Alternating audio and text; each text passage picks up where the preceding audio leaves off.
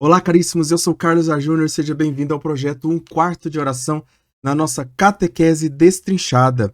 Hoje falaremos sobre magistério e tradição. Falaremos desses dois pilares para depois falarmos do terceiro pilar da Igreja Católica, que você vai saber na semana que vem. Sim. Mas essa semana nós vamos falar sobre a tradição e o magistério da Igreja Católica, tá bom? De onde vem essa tradição, de onde vem, como é essa tradição, o que é tradição, o que é também esse magistério. Nós vamos ver tudo hoje para que nós possamos compreender melhor a base de toda a Igreja Católica, para compreendermos melhor onde se sustenta a Igreja Católica, em qual tradição se sustenta a Igreja Católica e por que o magistério se sustenta, onde o magistério sustenta a sua pregação, sustenta a sua fé, sustenta o seu servir, onde nós vamos ver tudo hoje. Mas antes de nós começarmos o nosso vídeo, se inscreve então nesse canal, deixa o seu like. Se você não é inscrito, nós precisamos de inscritos também neste canal. Graças a Deus o alcance está aumentando, mas é necessário também outras pessoas se inscreverem. Talvez você que está assistindo e não é inscrito, então eu quero te convidar a se inscrever no canal e principalmente fazer outras pessoas se inscreverem no canal também. É claro. Quero também te convidar a deixar o seu like, comentar com outras pessoas também e pedir para que outras pessoas se inscrevam também, assistam também, passa para outras pessoas. Você que é catequista, passe para os seus alunos também, como forma de reforçar, como forma de melhorar, acrescentar aquilo que eles estão aprendendo na aula com você, né? Vai passando para outras pessoas também. Quanto mais pessoas você... E peça para elas também se inscreverem, também, para nós chegarmos pelo menos aos 1000 inscritos aqui neste canal, tá bom? Então, já vamos para o nosso vídeo, para o nosso resumo. Como de costume, nós vamos abrir a nossa página aqui. Hoje falaremos sobre tradição e magistério de ovelha para ovelha. O que é essa tradição e o que é esse magistério que nós tanto falamos? Primeiro, nós precisamos entender o seguinte: Deus quer que todos se salvem e cheguem ao conhecimento da verdade. 1 Timóteo 2, 4. Essa palavra é muito importante e ela é a base para a definição do nome da Igreja Católica. Porque existia uma questão entre os judeus que se convertiam ao cristianismo e os gentios que também se convertiam ao cristianismo. Porque os judeus não aceitavam, por Jesus ser judeu, eles não aceitavam, alguns judeus não aceitavam que os gentios também fossem as pessoas que eram pagãs, que não tinham uma religião baseada no monoteísmo, e não acreditavam que eles podiam ser salvos, podiam ser convertidos. Mas Jesus, como nós aprendemos na última aula, nós aprendemos que houve um processo de aprendizado. Então houve primeiro a separação do povo, depois a escolha de um povo, mas esse povo ia ser só o exemplo. Ele ia ser como seria o povo exemplo para que os outros fossem seguidos. Mas era desse povo que surgiria o Salvador. Desse povo de Israel, desse povo judeu, surgiria o Salvador, Jesus Cristo. E Jesus Cristo, então ele fala, ide por todo o mundo e pregar a todas as criaturas. Então ele não está falando só para os judeus, ele está falando para todos. E 1 Timóteo 2,4 vai falar isso. Deus quer que todos se salvem. O nome da Igreja Católica é catos, católicos, significa justamente aquilo que é para todos, aquilo que é universal, que é para todos, né? Você pensar, por exemplo, assim, um controle remoto universal. O que ele é? Como é que ele é? Ele funciona para televisão, funciona para ar-condicionado, ele funciona para tudo, né? Então, um controle universal. Então, a fé católica, ela é universal, ela é para todos. Todos podem abraçar a fé católica. Todos podem abraçar a fé católica. Isso não significa que a pessoa vai deixar e vai continuar vivendo a sua vida de qualquer jeito, não. Não é isso que eu estou dizendo, mas é que a igreja convida todos. O convite é para todos. O convite não é para uns selecionados somente, mas para todos. E essa verdade que nós compreendemos, o conhecimento da verdade é o conhecimento de Jesus. A verdade é Jesus. Por isso, Cristo precisa ser anunciado a todos os povos. Essa revelação que é Jesus. Jesus é a revelação. É como se alguém estivesse gritando, chamando todas as ovelhas, chamando todas as ovelhas. A salvação é para todas as ovelhas, portanto, a mensagem é para todas as ovelhas. Então, nós precisamos entender isso. Nós precisamos entender isso. O chamado para a salvação de Jesus, dessa revelação, é para todos, tá bom? Entendendo isso, nós vamos entender então o que é tradição e o que é magistério. Primeiro, vamos olhar para a tradição. O Catecismo da Igreja Católica, ele nos mostra duas partes, né? Ele divide o tema de tradição em duas partes. A primeira parte fala sobre a tradição apostólica. A segunda parte fala a relação entre a tradição e a Sagrada Escritura. Nós vamos ver também Sagrada Escritura na semana que vem. Foi o tema que eu disse mais cedo. O tema que nós veremos semana que vem é sobre a Sagrada Escritura, porém, a Sagrada Escritura precisa de um pouco mais de uma abordagem mais especificada, tá bom?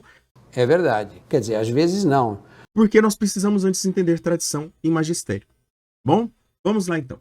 A tradição apostólica, ela vai nos dizer o seguinte: a consumação da revelação é Jesus Cristo. Então, não existe outra revelação, foi isso que nós aprendemos semana passada. A consumação da revelação é Jesus Cristo. E sendo Jesus a consumação da revelação, ele cumpriu e promulgou o evangelho a todos. Então, Jesus é o evangelho. Jesus não é só a revelação. A revelação é a revelação do evangelho. Evangelho é a boa notícia, a boa nova. Então, Jesus Cristo é esse evangelho. Jesus Cristo é o evangelho, certo? Então, Jesus, ele sendo essa revelação, ele promulga a revelação. Ele encarnou, ele é a encarnação da notícia. Ele é a encarnação dessa mensagem trazida pelo Pai, que é Jesus Cristo. E mandou que os apóstolos pregassem. Mandou os apóstolos que pregassem esse evangelho. Então, Jesus revela o evangelho e manda os apóstolos pregar esse evangelho. Manda os apóstolos pregar esse evangelho. Mas aí, pensa o seguinte, ele não falou assim, todo mundo pode pregar. Ele não disse isso. Ele disse para os apóstolos. Ele não disse para... Lembra que lá, quando Jesus, há muitas pessoas seguindo Jesus. Existem muitas pessoas seguindo Jesus ali, muitos discípulos de Jesus. Mas existem alguns que são escolhidos. Os 12 ali escolhidos. Então existem vários núcleos em torno de Jesus. Existem aquelas pessoas que só seguem, existem aquelas pessoas que estão ali atrás de milagres, existem um grupo um pouco menor que estão ali, passaram por milagres, mas estão ali também continuando pelo ensinamento. Existem algumas pessoas que convivem frequentemente com Jesus ali, e existem umas pessoas que foram escolhidas a dedo para estar com Jesus. E pensa aqui que Jesus teve pessoas que eram muito mais próximas, como Lázaro, por exemplo, que ele intitula como amigo. Pouquíssimas pessoas ele chama de amigos, no sentido pessoal, no sentido humano ali, mas Lázaro ele vai chamar de amigo, vai conviver na casa de Maria, Marta e Lázaro. Então, você percebe que existem vários núcleos. Assim como na sua vida, na minha vida, existem vários núcleos. Tem o seu núcleo do seu trabalho, da sua casa, dos lugares onde você frequenta, dos lugares onde você gosta de se divertir. Então existem vários núcleos. Jesus também não era diferente. E ele manda os apóstolos, ou seja, aqueles escolhidos, os mais escolhidos dos escolhidos. O mais fechado ali. E dentro dos apóstolos existiam 3 que eram aqueles que estavam sempre em oração, ou quase sempre em oração, com Jesus, quando Jesus queria revelar algo para eles de forma especial, testemunhar algo para eles de forma especial. E dentro desses 3 apóstolos, que é Pedro, Tiago e João, tem um que foi o escolhido, que foi aquele que, assim, é o alicerce, é a base, é a pedra onde Jesus se funda. Aí eu falei o nome, né? Pedra, você lembra de Simão Pedro, né? Simão, que foi renomeado como Pedro, porque ele seria a pedra onde é fundada a Igreja Católica. Então, Jesus ele fala para os apóstolos. Ele não fala para um grupo de pessoas, como, por exemplo, ele vai falar lá em Mateus 5, de Mateus 5 até Mateus 6 e Mateus 7, né, os capítulos 5, 6 e 7 de Mateus, onde ele vai fazer o Sermão da Montanha, que ele fala para uma multidão. Ou quando ele vai pregar, ele está pregando para uma multidão, ele não está pregando para uma multidão, ele está falando para umas pessoas específicas. Essas pessoas específicas vão denominar quem pode e quem não pode pregar. E aí nós vamos ver mais para frente quem é que pode pregar o evangelho. Tá bom? Não é todo mundo que pode pregar o evangelho. Se você acha que é todo mundo que pode pregar o evangelho, você está redondamente enganado. Vai com calma aí, tá bom? Vai com calma, mas a gente vai ver mais para frente quando nós vermos sacramentos, tá bom? Mas quando? Até lá, a gente tem muito caminho ainda pela frente, certo? A pregação apostólica continuada na sucessão apostólica. Como eu disse então, Jesus escolheu os apóstolos para pregar o evangelho. E esses apóstolos continuaram essa sucessão apostólica. Então, o que é pregação apostólica e o que é sucessão apostólica? Vamos lá. A pregação apostólica é a transmissão do evangelho segundo a ordem do Senhor, que se fez de duas maneiras. Então, tem duas formas. É a pregação, é a transmissão do evangelho. Então, é como se alguém fosse ali tocado por uma doença, na verdade uma doença não, mas é esse contágio. Eu fui contagiado pelo amor de Cristo. E eu toco outra pessoa e essa outra pessoa é contagiada. E assim vai surgindo uma cadeia, uma transmissão. Mas essa transmissão ela não pode ser por qualquer pessoa. Ela precisa ser pelos apóstolos. É uma pregação apostólica, certo? E apóstolo vem da palavra testemunha. É o que mais chega perto da palavra, da tradução, é testemunha. Ou seja, são aqueles que testemunham o evangelho, correto? E esse evangelho é testemunhado de duas formas, é transmitido de duas formas, oralmente, né? Aí nós podemos ver, por exemplo, depois do Pentecostes, o discurso de Pedro para aquela multidão que estava ali reunida para a festa de Pentecostes. E aí esse discurso converte multidões também. Ou seja, é um discurso oral. Então, a primeira maneira de transmissão apostólica é de forma oral.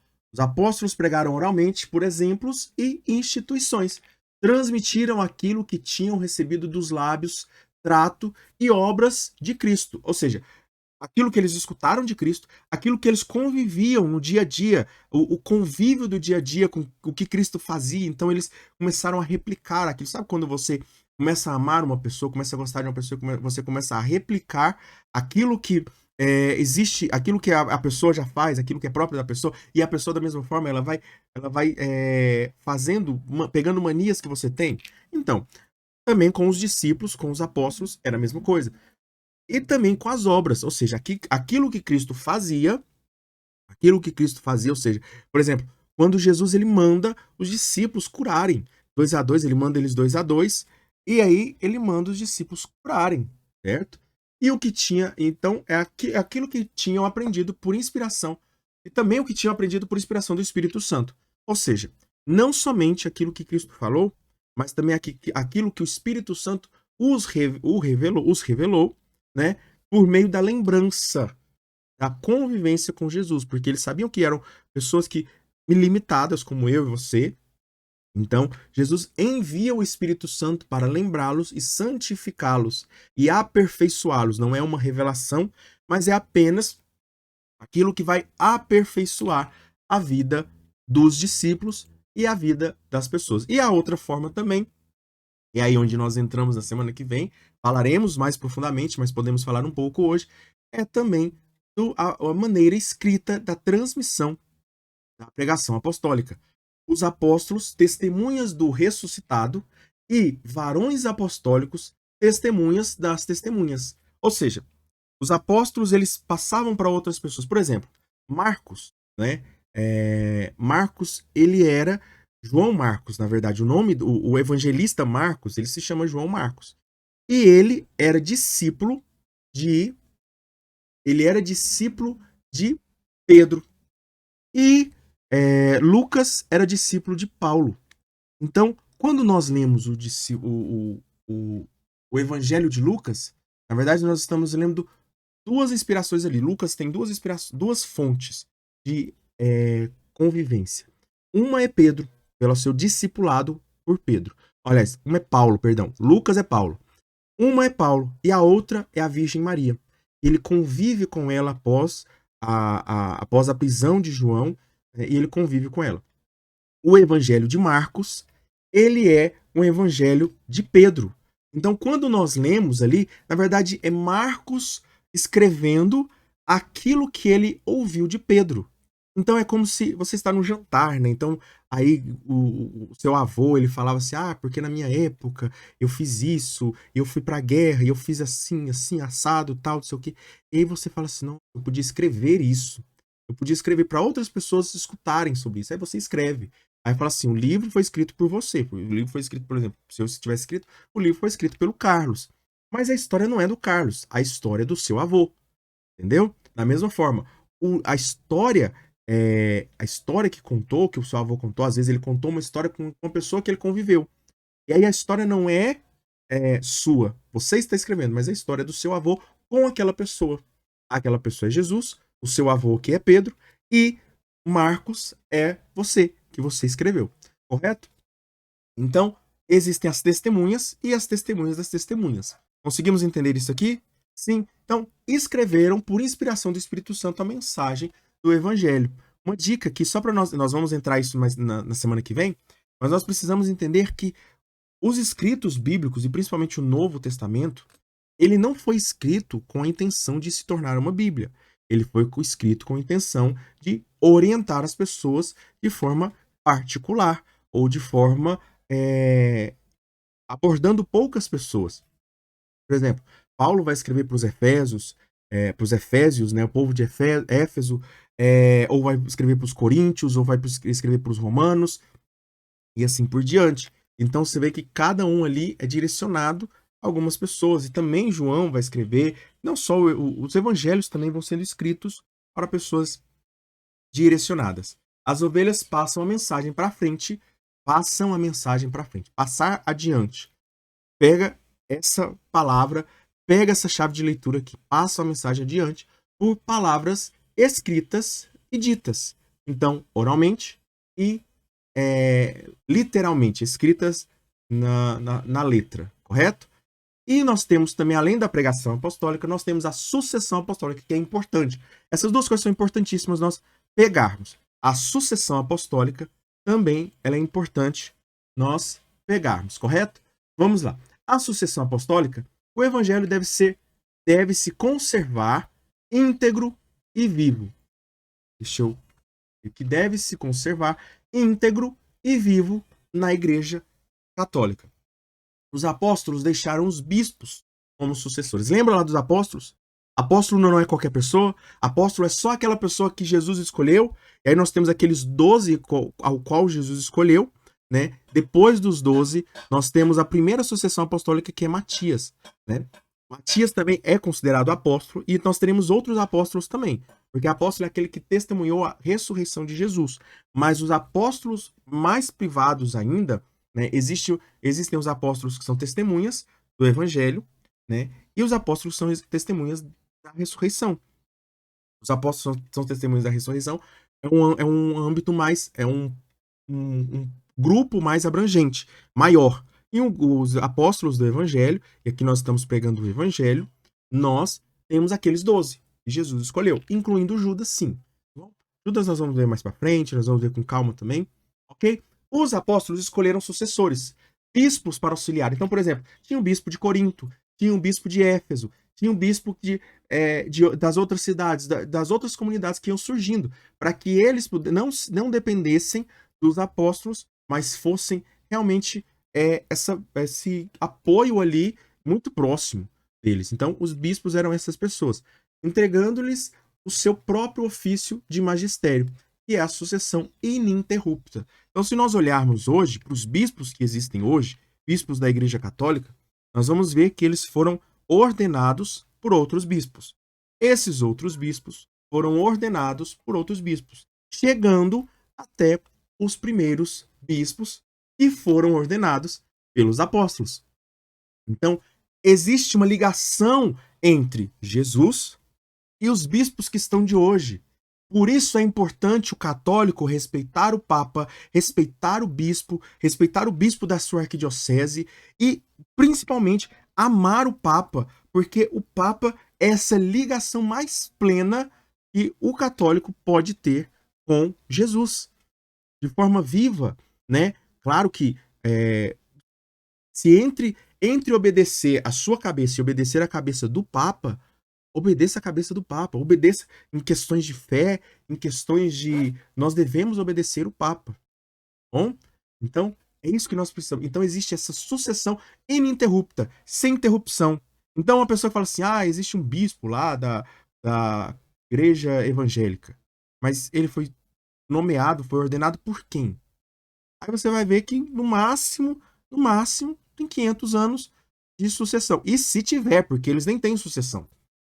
Os protestantes, eles não têm sucessão. Então não é como se a pessoa ela vai lá e estuda teologia, no máximo, ela estuda teologia e ela começa a pregar indiscriminadamente, sem uma ordenação. A gente precisa de uma ordenação para pregar o evangelho, porque Jesus ordenou. Jesus ordenou, lembra lá do começo? Jesus ordenou os apóstolos a pregarem, e quem os apóstolos também pregavam. Bom? Então, temos essa transmissão, essa sucessão ininterrupta. Essa transmissão é a tradição. Tradição significa entregar ou passar adiante. Distinta da Sagrada Escritura. Então, peraí só um pouquinho. Importante até beber um pouquinho de água aqui para você conseguir conciliar o seu pensamento aí, tá bom? Distinta da Sagrada Escritura, embora estreitamente a ela ligada. Então, a tradição ela é diferente da Escritura, mas ela é estreitamente ligada à Sagrada Escritura. O Pai que falou de si, olha aqui a revelação, lembra lá do nosso tema da semana passada? O Pai que falou de si pelo Filho no Espírito Santo continua presente e ativo na igreja. Então, Deus continua falando, Deus continua revelando aquilo que ele já revelou.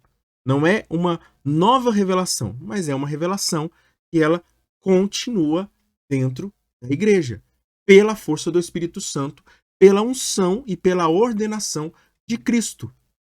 Cristo ordenou os apóstolos, que ordenou os bispos, primeiros bispos, e os primeiros bispos foram ordenando segundo, terceiro, quarto, até chegar nos bispos que nós temos hoje, incluindo o bispo de Roma, que é o Papa Francisco. No dia que eu estou gravando esse vídeo, Papa Francisco é o bispo de Roma e nosso amado e querido Papa. Então, independente do Papa, eu o amarei. Nós precisamos, então, levar isso para o nosso coração. O Papa fala com a esposa do Filho. Quem é a esposa do Filho? Com quem Cristo se casou, com quem Cristo irá se casar no fim dos tempos? É com a igreja. É com o corpo. Então, a igreja é o corpo de Cristo. A igreja é o corpo de Cristo. Ela está unida, como uma esposa está unida a seu esposo. Então, a igreja está unida a Cristo. E só existe... E Cristo tem 2 corpos. Cristo tem 3 corpos. Cristo tem quantos corpos? Quantos corpos você tem? Cristo é a cabeça dos corpos. Quantos corpos você tem? 1. Então, se você tem um, Cristo também tem um corpo só. Qual é o corpo? O corpo é a Igreja Católica. É a única que ininterruptamente existe essa sucessão. Mas você está falando besteira? Você está falando... Não tô. Você sabe que não é. Você sabe que não é. É que nem eu falar assim para você. Quem que é mais fácil? Em quem você vai acreditar? Quem você vai acreditar? Numa pessoa que estava no local do acidente, em caso de um acidente, numa pessoa que estava no local do acidente, ou numa pessoa que, depois de 500 anos, ouviu falar do acidente. Então, essa transmissão, e pode pegar aqui de uma forma engraçada, por falar, você já lembra daquela brincadeira do telefone sem fio, né? Que nunca dá certo, né? Nunca dá certo, com exceção se o Espírito Santo não soprar e não inspirar. Então, sim, aquela brincadeira, ela reflete a transmissão, a tradição. Então, por exemplo, né, a gente fala lá uma palavra, aí a pessoa entende outra coisa porque tem que falar uma vez só, fala uma palavra, a pessoa não entende, passa outra coisa, chega no final uma mensagem totalmente diferente. Com o evangelho, acontece essa transmissão, mas acontece a transmissão de forma fiel. Por quê? Porque o Espírito Santo conduz essa transmissão da mensagem. E o Espírito Santo não erra. Deus não erra. Deus não erra com as escolhas, por mais que as pessoas sejam humanas, mais que as pessoas sejam pecadoras, mas o Espírito Santo não erra com a transmissão dessa mensagem. E aí nós temos aqui a nossa analogia das ovelhas, né? E Jesus agora entra como a analogia do Cordeiro de Deus, que escolhe cães pastores, ou zagais, né? Cães pastores para coordenar as ovelhas, né? Eles não deixam de ser ovelhas, mas eles são pastores também, desculpa, para orientar as ovelhas do rebanho do Pai, e eles fazem de outros zagais desse rebanho. Zagais é alguém que é responsável por cuidar de um rebanho, certo? Então, existe essa sucessão apostólica. Existe essa sucessão apostólica que precisa ser levada em conta. Bom, além da pregação, existe a sucessão apostólica. Conseguiram entender essa primeira parte da tradição? A segunda parte da tradição, ela vai falar com relação à tradição e à Sagrada Escritura. É uma fonte comum, ou seja, a fonte da tradição e da Sagrada Escritura é a mesma, mas existem duas formas de transmissão distintas, correto? Mas são duas formas de transmissão distintas. A tradição e a escritura estão unidas e derivadas da mesma fonte. Qual é a fonte? Jesus Cristo. A escritura é a documentação do que viveram os apóstolos com Cristo e após Cristo. Ou seja, não somente aquilo que os cristãos viveram, não somente aquilo que os cristãos viveram com Cristo, mas também aquilo que os cristãos viveram depois que Cristo se elevou ao céu. Então a tradição vem primeiro que a escritura. Como nós pensarmos, por exemplo, para você escrever uma biografia, primeiro você vive, primeiro a pessoa viveu aquilo que ela escreveu, depois ela escreve, né? Uma pessoa que vai testemunhar algo, primeiro ela, para você ter uma ideia, né? A gente vai entrar nisso, mas a gente precisa entender que a escritura ela não foi escrita após a ascensão de Jesus, não, foi muito tempo depois. Depois de muito tempo é que os cristãos pensaram em escrever. Eles nem estavam se tocando disso, que era necessário escrever. Mas passar a mensagem de forma oral, isso eles nunca deixaram de fazer. Então, a tradição da Igreja Católica é passar a mensagem de forma oral, correto? Primeiro viveram as ovelhas como o pastor as ordenou. Em seguida, elas registraram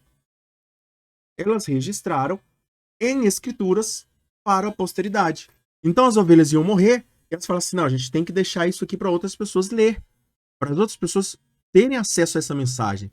Imagina se a gente dependesse só do oral, sendo que a gente pode ter, e aí as pessoas vêm falar assim, porque a Igreja Católica nunca quis que a Bíblia fosse acessível. Como que nunca quis?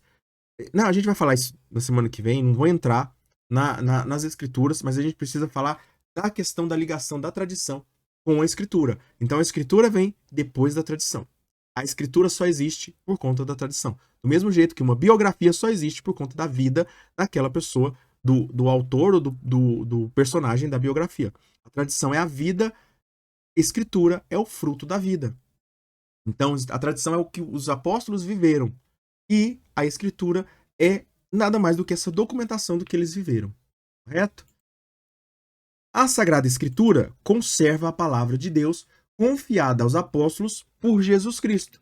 Então a Sagrada Escritura ela conserva de forma imutável. Não tem como mudar. Não tem como se você mudar, né? Você está prostituindo a palavra de Deus. Como eu vejo muitas bíblias evangélicas prostituindo a palavra de Deus, mudando, modificando o sentido das só para que entre conforme aquilo que eles pensam. E aí tá lá no original tá escrito uma coisa, aí na versão deles tá escrito outra totalmente diferente.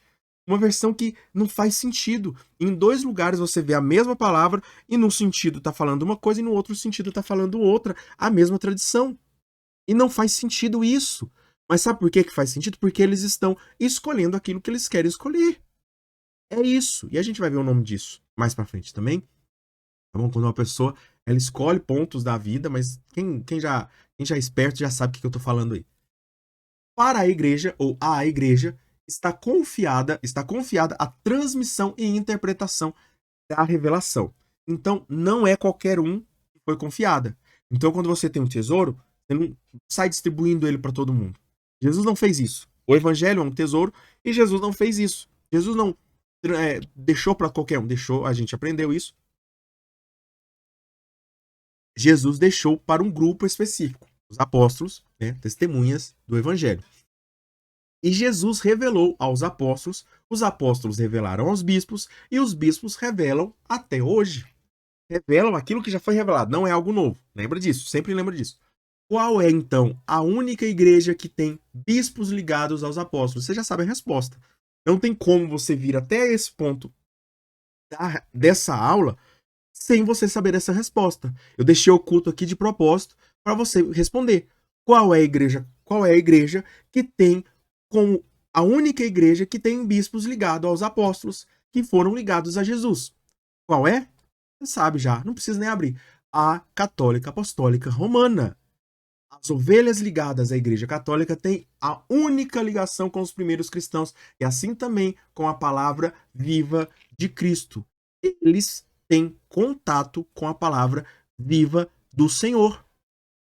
Contato de forma, não só de forma literal, mas também de forma do Espírito Santo.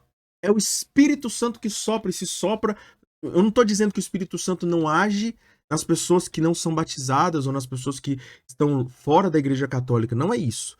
Tanto que a palavra de Deus ela fala que ela até mostra isso, mas ela pede que essas pessoas sejam batizadas.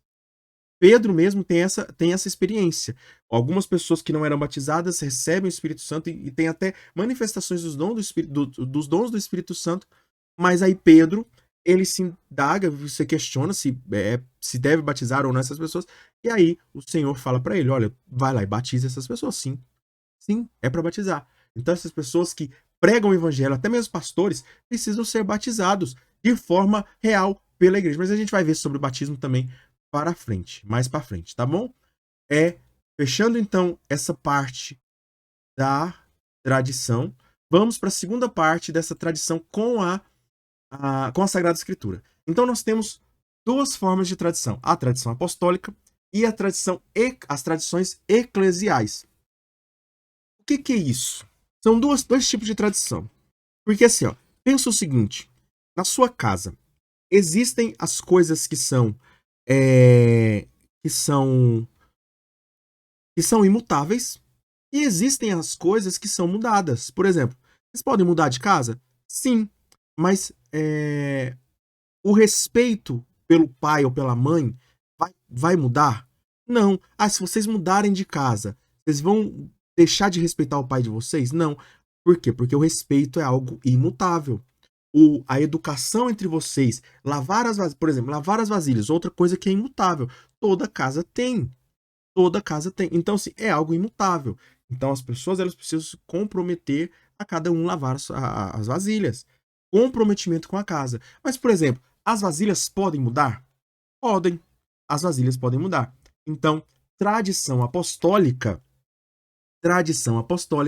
é aquilo que é imutável na igreja.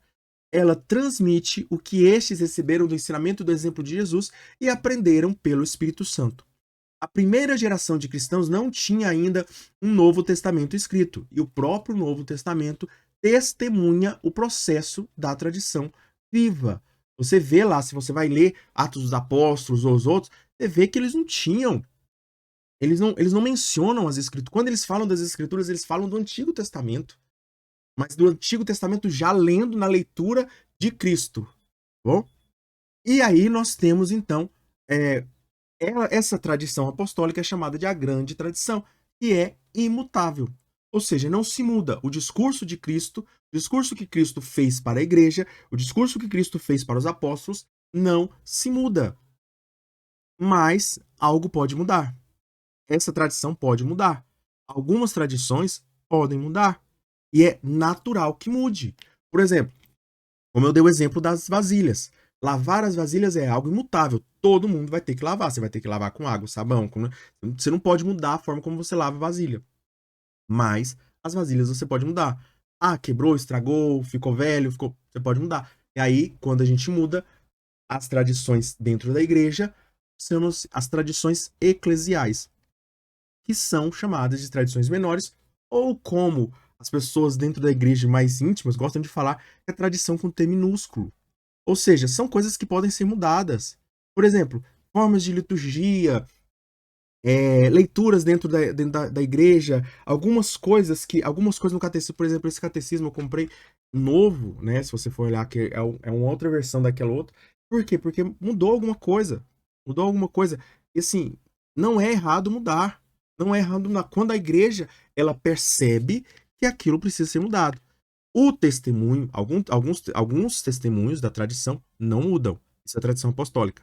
Mas outras coisas mudam. Por exemplo, o rito da missa que hoje nós temos, ele é diferente do rito da missa que tinha há 1000 anos atrás, que é diferente do rito da missa do que era 2000 anos atrás. Por quê? Por conta de inúmeras coisas que foram mudando também, que as pessoas foram mudando, e não só mudando negativamente, mas de forma positiva. As pessoas foram tendo inspirações e experiências com Deus que elevavam. Por exemplo, muito hoje do que nós temos no rito católico, dentro da igreja, é de Santo Tomás de Aquino, que é do segundo milênio da Igreja Católica, né? Então, nós precisamos entender que algumas coisas podem ser mudadas.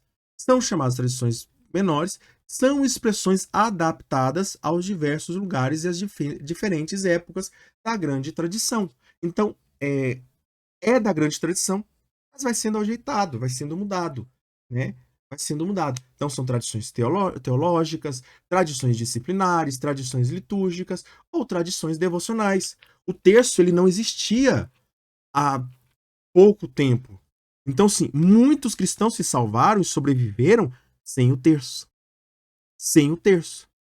Entende? Muitos cristãos se salvaram sem conhecimento teológico. Muitos cristãos se salvaram sem disciplinas que eles tinham. Por exemplo, a disciplina de viver a quaresma não eram todos. Não é que é recente, mas e os primeiros cristãos, por exemplo, não tinham isso. Tradições litúrgicas, a forma de liturgia também não era a mesma. Então, se foram mudando, então elas podem ser modificadas, elas podem ser mantidas ou elas podem ser abandonadas. Mas sempre tendo em vista como a igreja deseja, como o magistério da igreja deseja. Então, as tradições apostólicas não mudam, em hipótese alguma, para o bem das ovelhas. Então, é para o bem das ovelhas que as tradições apostólicas, aquelas primeiras que nós falamos, não mudam. É para o bem das ovelhas. E para o bem das ovelhas também as tradições eclesiásticas podem ser mudadas, mantidas ou abandonadas conforme o bem ou conforme a necessidade das ovelhas. Então, se a igreja muda, é tradição eclesial. Se a igreja não muda, é tradição apostólica. Existem coisas que mudam na igreja e existem coisas que não mudam na igreja, e você tem que conviver com isso e acreditar nisso, e acreditar principalmente. E isso está ratificado. A igreja já tem o que muda e o que não muda, tá bom? E aí, por exemplo, não é de sempre, por exemplo, os dogmas da Imaculada, os dogmas de Nossa Senhora, nós falaremos mais para frente, mas até então, Santo Tomás de Aquino, por exemplo, não acreditava, não acreditava no dogma da Imaculada Conceição da Virgem Maria. E tá tudo bem, ele não pecou com isso porque não era dogma na época dele. Então, algumas coisas mudam e algumas coisas não mudam. E todas elas é para o bem das ovelhas. Se muda, é para o bem. Se não muda, é para o bem.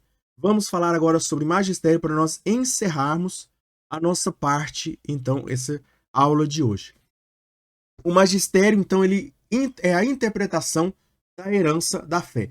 quem é esse magistério? O que é esse magistério?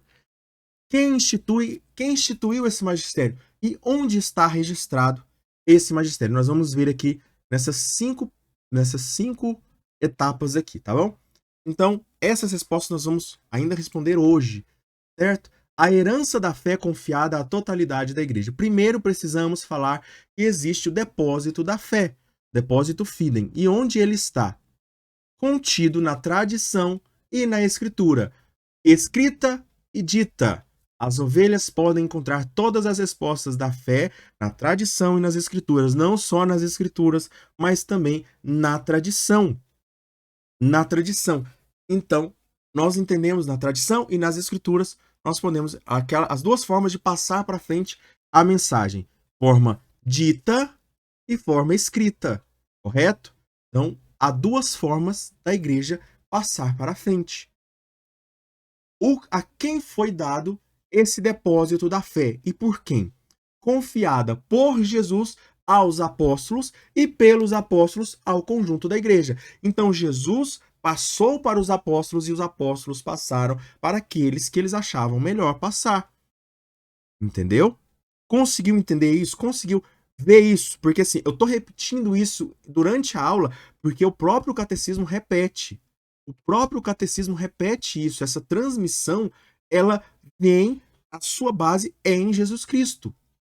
E aí nós temos aonde está registrado isso. Mateus 18, versículos 15 a 18. E diz assim, ó: se teu irmão tiver pecado contra ti, ele não está falando para qualquer um, ele está falando para os apóstolos.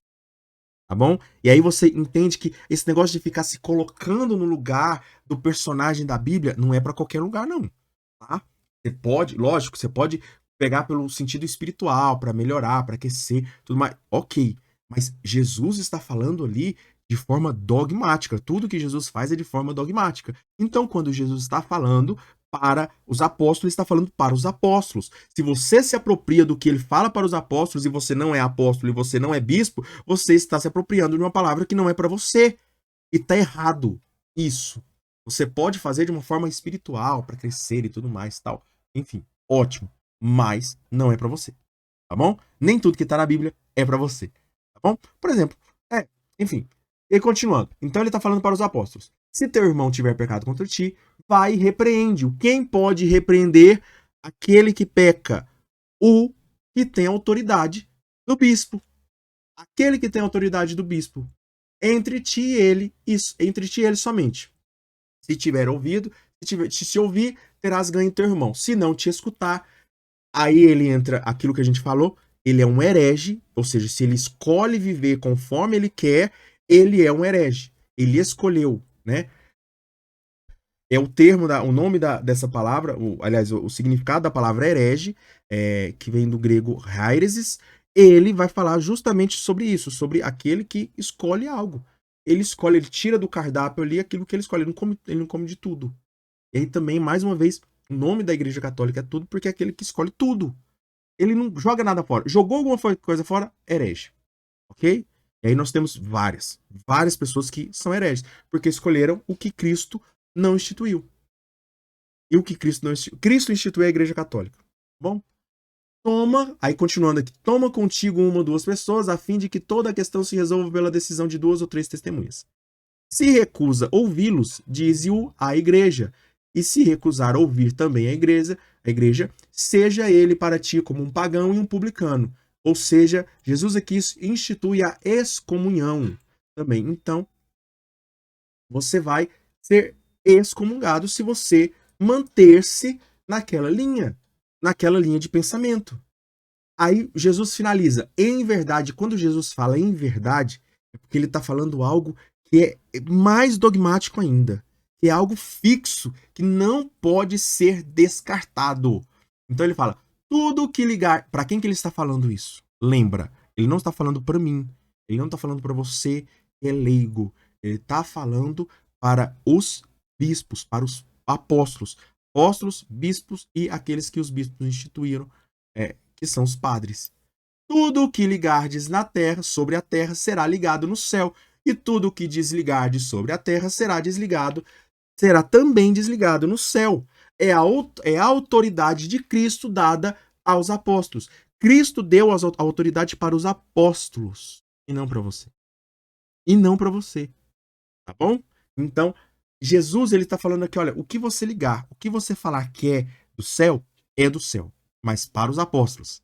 E ele fala, e o que você falar que não é do céu, não é do céu. Se você falar que isso aqui leva para a salvação, se a igreja falar que beber água leva para o céu, beber água leva para o céu. Cristo dá essa autoridade. Cristo dá essa, olha só para você ver. E aí a igreja, ela não usa essa forma, de forma, essa autoridade de forma indiscriminada, autoritária, mas ela usa com responsabilidade. Ela usa isso com responsabilidade. E o que é esse depósito da fé? É um apoio para o povo de Deus perseverar unido aos pastores na doutrina dos apóstolos. É uma concordância, e é uma concordância dos pastores e dos fiéis. Pastores e os fiéis, eles andam em concordância. Aquela coisa, né? Pastores escolhem tudo, né? Os cães pastores escolhem tudo, e as ovelhas também escolhem tudo que os pastores escolhem. É tudo. Tudo mesmo que os apóstolos viveram e ouviram de Cristo e transmitiram adiante. Correto? Vamos passar para a próxima parte aqui que a gente já está encerrando. Vamos ter mais um pouquinho ainda, mas a gente está encerrando. O que então é o magistério da igreja? O que é o magistério vivo da igreja? São os bispos em comunhão com o sucessor de Pedro, o bispo de Roma, que foram encarregados de interpretar a palavra de Deus escrita, Bíblia, ou contida na tradição. Falamos disso acima. Na autoridade dada por Jesus Cristo. Então existem 3 colunas da igreja. Existe a tradição e as escrituras, e esses 2 são interpretados pelo magistério. O magistério são os bispos que estão em comunhão com o bispo de Roma, o Papa, e o Papa está em comunhão com Jesus Cristo. Conseguiu entender isso aqui? Conseguiu essa união? Conseguiu. Então, assim, bispos que não estão. Quando eu falo bispos que estão em comunhão, é importante. Porque tem bispos que não estão em comunhão com o Papa. Bom? Tem bispos que não estão em comunhão com o Papa. Correto? Vamos lá, então. E aí, eles são encarregados de interpretar a palavra de Deus e a tradição. Correto? Como trabalha esse magistério? Não está acima da palavra de Deus, mas a seu serviço. Aquilo que eu falei. Não é algo irresponsável, indiscriminado, autoritário, mas é a serviço da palavra de Deus. O magistério não promulga nada se não for a serviço da palavra de Deus, ensinando o que foi transmitido e apenas isso. É o telefone sem fio do Espírito Santo, aquilo que eu falei. É o telefone sem fio do Espírito Santo. Ouvindo piamente, guarda religiosamente. Então, como que a igreja transmite? Como que esse magistério funciona? Como que ele trabalha? Ensinando o que foi transmitido, ouvindo piamente, guarda religiosamente, expõe fielmente e absorvendo só do depósito da fé. Ensinando e transmitido. É o telefone sem fio. Ouvindo piamente. Ele ouve o quê? Ele ouve a tradição e a palavra de Deus. Ele só ouve essas 2 coisas. Ele só ouve essas 2 coisas. E claro, aquilo que o Espírito Santo inspira. E não seja novo. Bom? Porque se é novo, não é o Espírito Santo que está inspirando. Ele também guarda religiosamente, não no sentido só porque é necessário para que não se perca, mas no sentido também de não me deixar perder. E expõe fielmente. O telefone sem fio, mais uma vez. Absorvendo só do depósito da fé. Então ele escolhe coisas fora da igreja, fora da tradição e da escritura? Não. Não escolhe. Só daquilo que é depósito da fé. Certo? Próxima etapa agora falar sobre os dogmas de fé. O que são dogmas de fé? É uma adesão obrigatória. Essa palavra aqui é importantíssima. Ó. Obrigatória à fé. Que o magistério, usando da autoridade que o magistério, usando a autoridade de Cristo que recebeu de Cristo. Que o magistério dá,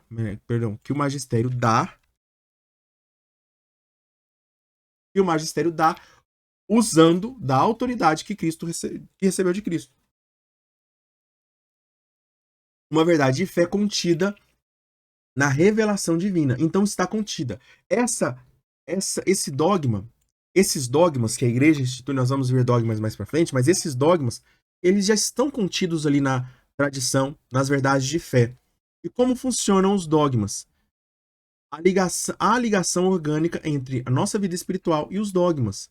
Então, os dogmas, eles nos auxiliam quando nós aderimos a eles, quando eles nos auxiliam para a nossa vida espiritual ser melhor. São luzes no caminho da nossa fé, iluminam o nosso caminho e tornam seguro. Então a gente não precisa andar às cegas, falar, Jesus não fala comigo, ai, por que isso? Não, Jesus fala com você e tá aqui, ó. Ele tá aqui, ó. Tá falando aqui, tá falando aqui. Você não escuta porque você não quer. É isso, essa é a verdade. Você não escuta Jesus porque você não quer. Porque tá aqui, ó. Tem 2 livros aqui para você ler, para Jesus falar com você. Se você não tá lendo esses livros, é porque você não quer ouvir Jesus. Você que tá na cegueira, porque você não tá lendo esses 2 livros aqui. Jesus não fala comigo uma ova. Jesus fala com você sim. Ok? Não é à toa que os dogmas existem. Existe uma ordem das verdades da doutrina católica, pois se fundamentam na revelação de Cristo. Foi aquilo que eu disse. Não é de forma irresponsável que a igreja institui os dogmas. Não é de forma irresponsável, não é de forma autoritária, mas é de uma forma responsável e principalmente fundamentada na revelação de Cristo. Correto? Próxima etapa agora. O sentido sobrenatural da fé. A totalidade dos fiéis. Todos os fiéis participam da compreensão e da transmissão da verdade revelada. Esse trecho aqui eu quis deixar fiel o que está no catecismo, porque ele expõe claramente, melhor impossível. Não existe outra palavra, outras palavras que eu colocasse, não exprimiriam tão bem quanto o catecismo vai dizer. E isso está lá na Constituição Dogmática Lumen Gentium, do Concílio Vaticano II. E diz assim, ó, a totalidade dos fiéis não pode enganar-se na fé e manifesta essa sua propriedade particular por meio do sentir sobrenatural da fé do povo todo, quando, desde os bispos até ao último dos fiéis leigos, exprime consenso universal em matéria de fé e costumes. O que ele está dizendo aqui?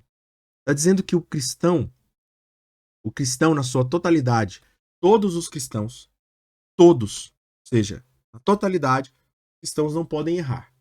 Individualmente, eles podem errar em matéria de fé e costumes. Eles podem errar individualmente. Coletivamente e unidos aos bispos, desde os bispos até os bispos podem errar individualmente, mas coletivamente, né, na sua totalidade, eles manifestam um sentido sobrenatural da fé. Então eles sentem um cheiro ali de fé. Isso aqui é o que Jesus falou.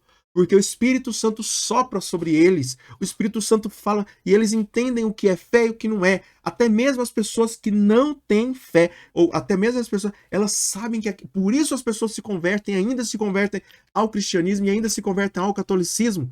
Porque as pessoas têm esse sentido, esse sensus fidei que a igreja vai falar, né? Esse senso de fé que a igreja vai dizer, que é justamente isso, eu sinto esse cheiro, eu já senti esse cheiro em algum lugar, esse cheiro tá encravado no seu coração ali, que é o cheiro de Cristo, é o perfume de Cristo, tá ali, encravado no seu coração. E aí, na totalidade, os cristãos não podem se enganar e não podem errar.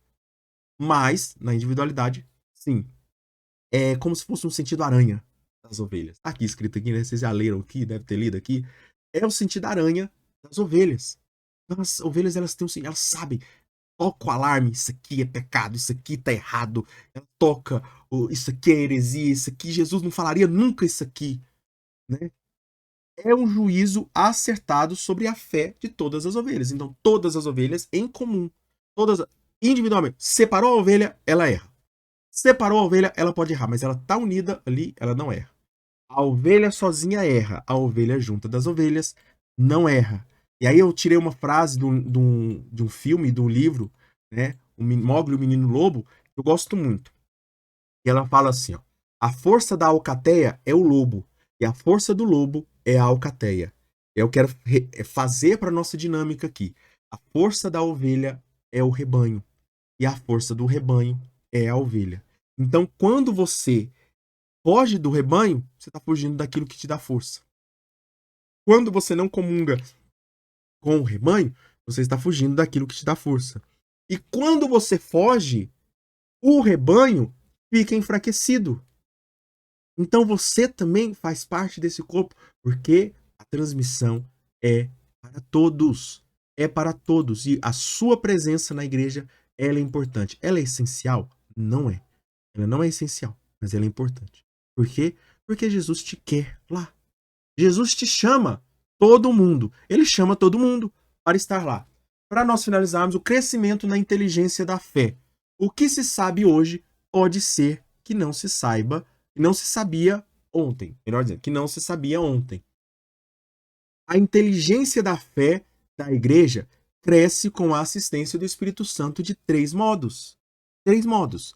Então, o Espírito Santo ele vai assistindo, ele vai, né? Por exemplo, pessoas como Santo Agostinho, Santo Tomás de Aquino, Bento XVI, eles vão crescendo com a força do Espírito Santo dentro deles, não só eles, mas todos, né? Um exemplo são os doutores da fé, são santos que descobriram algo novo na fé, né? Que não descobriram de uma forma revelativa, não é isso. De uma forma, um caminho novo, um senso. Gente, isso aqui tem Deus, olha aqui. E aí você vai perceber que tá lá no Evangelho. Tava escancarado no Evangelho e a gente não via, e a pessoa não via. Como, por exemplo, São Francisco de Assis, que viu lá na pobreza. Viver a pobreza é algo fantástico, que tá no Evangelho, mas pouquíssimas pessoas viveram. E aí São Francisco fala assim, eu vou viver isso aqui. Claro que existiam outras pessoas que viviam antes. Mas aí a vida monástica e tem tanta coisa. Enfim, vamos lá. De 3 modos, o Espírito Santo assiste à igreja. Através do estudo, através da oração e através da pregação. O estudo é pela contemplação e pelo estudo dos crentes, ou seja, aquilo que o católico vê, ele vai atrás, ele investiga, ele questiona, ele lê, e não somente livros católicos, livros espirituais, não somente livros teológicos, mas também livros que inspiram, por exemplo, Santo Tomás de Aquino, que buscou muito Aristóteles, que é um pagão, buscou muito Aristóteles e tirou do seu conteúdo um ensinamento bom para a igreja. Também da oração, pela inteligência interior das coisas espirituais que os crentes experimentam. Ou seja, aquilo que você reza na sua oração, que o Espírito Santo vai falando, que o Espírito Santo vai dizendo. Você fala assim, nossa, eu nunca tinha percebido isso. E pela oração, às vezes você nunca leu em nenhum livro, nunca viu nenhum filme, nunca viu nada. E aí o Espírito Santo te inspira na sua oração. E também pela pregação. Quando os padres ou quando as outras pessoas que são responsáveis pela pregação falam.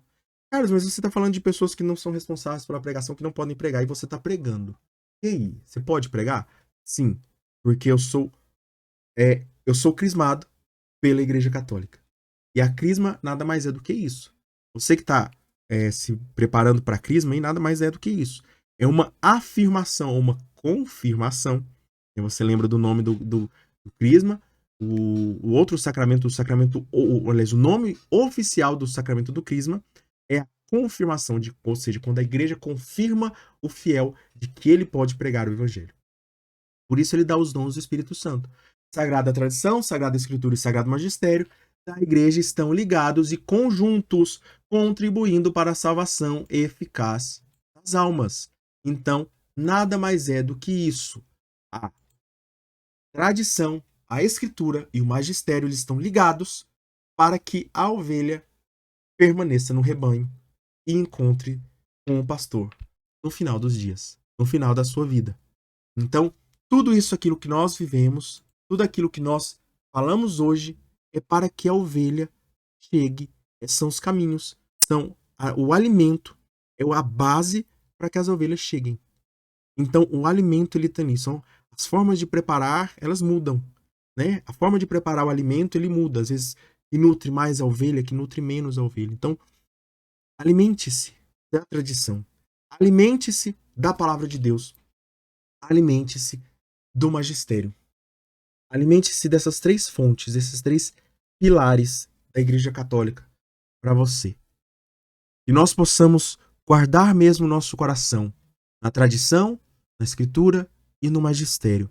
E que nós possamos verdadeiramente construir um mundo novo, um mundo melhor, mas sempre fundamentados no Espírito Santo, naquilo que Jesus revelou em nossas vidas. Que você possa pedir ao Espírito Santo para que revele, para que mostre a você o que é necessário para a sua vida, a conversão que é necessária para a sua vida. Louvado seja o nosso Senhor Jesus Cristo, para sempre seja louvado. Tudo por Jesus e nada sem Maria. Sagrada Família, rogai por nós. Então, ficamos aqui. Nosso conteúdo de hoje, né, uma aula um pouquinho mais extensa, mas nós possamos ser cada vez mais guiados pelo Espírito Santo. Você viu aqui que todas as vezes ou estava fundado no que Jesus disse, ou estava fundado no que o Espírito Santo inspirou. Então, ou seja, é tudo de Deus. Isso aqui é de Deus. Isso aqui é de Deus. E se você está na tradição, no magistério e na Sagrada Escritura, você está em Deus. Ok? Ficamos por aqui, então. Até semana que vem com a nossa próxima aula. Quinta aula na semana que vem. Bom? Deus abençoe a sua vida.